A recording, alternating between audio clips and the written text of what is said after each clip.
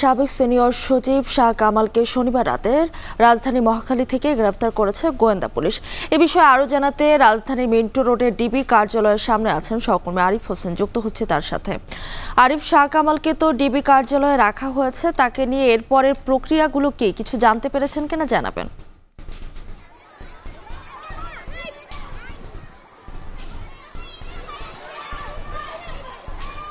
ত্রাণ ও দুর্যোগ মন্ত্রণালয়ের সাবেক অতিরিক্ত সচিব শাহ কামালকে গ্রেফতার করেছে ডিবি। কারণ হলো গিয়ে এর যে আগের দিন অর্থাৎ শুক্রবার সন্ধ্যার দিকে তার যে মোহাম্মদপুরের বাড়ি রয়েছে সেই বাড়ি থেকে 3,01,00,000 টাকা নগদ অর্থ এবং এর পেছনে 10 লাখ টাকা বৈদেশিক মুদ্রা সহ তাদের বাড়ি সার্চ করে পেয়েছে আইনশৃঙ্খলা রক্ষাকারী বাহিনী।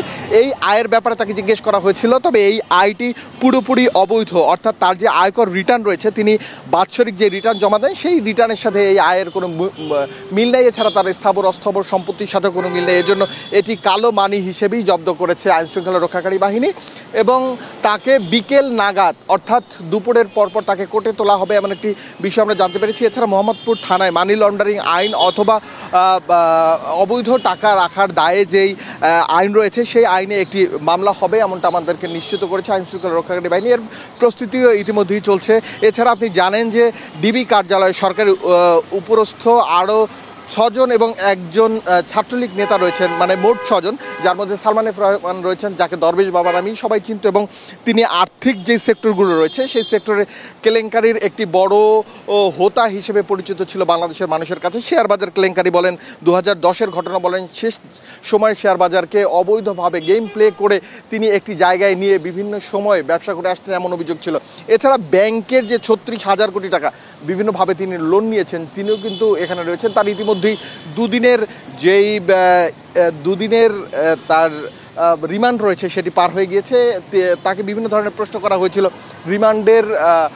রিমান্ডে এবং তাকে জিজ্ঞেস করা হয়েছিল এই টাকা নেয়ার পদ্ধতি অথবা তিনি আর্থিক সেক্টরকে খোকলা করার জন্য বিভিন্ন ধরনের গুরুত্বপূর্ণ তথ্য দিচ্ছেন, এটাও জানা যাচ্ছে। এছাড়া ডিজিএফআইয়ের এবং আয়না ঘরের প্রবক্তা জিয়াউল আহসানও রয়েছেন এখানে, যাকে মানুষের ব্যক্তিগত ফোনে মুঠোফোনে আড়ি পেতে তথ্য নেওয়া সহ বিভিন্নভাবে হয়রানি করে বিরোধী মতদের তিনি দমন করতেন। এছাড়া আইনমন্ত্রীও রয়েছে, শামসুল হক টুকু রয়েছেন এখানে এবং জুনায়েদ আহমেদ পলকও রয়েছেন এখানে, যাকে অভিযুক্ত করা হতো যে ইন্টারনেট বন্ধ করে দিয়ে তিনি একটি শান্তিপূর্ণ এবং বৈষম্যবিরোধী ছাত্র আন্দোলনের শিক্ষার্থীদের আন্দোলনকে বাধাগ্রস্ত করতে চেয়েছিলেন এবং তিনি সেটাই করেছেন। পরবর্তী ছাত্রলীগের ঢাকা বিশ্ববিদ্যালয় শাখার সাধারণ সম্পাদক এখানে রয়েছেন, তাকেও জিজ্ঞাসাবাদ করা হচ্ছে এই আন্দোলনের উত্থান থেকে শুরু করে ছাত্রলীগের প্রোটেস্ট থেকে শুরু করে বিভিন্ন ধরনের হত্যাকাণ্ডের সাথে পুলিশের পোশাক পরে কোনো ছাত্রলীগ নেতা কখনো কোনো গুলি চালিয়েছিল কিনা এইসব বিষয়ে প্রশ্ন করা হচ্ছে ভেতরে এবং সেই প্রশ্নের তারা জবাব দিচ্ছেন। পুলিশ বলছে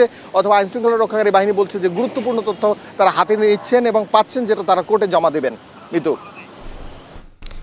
রাজধানী মিন্টু রোড থেকে যুক্ত ছিলেন আরিফ হোসেন। দেখছেন এখন বাণিজ্য।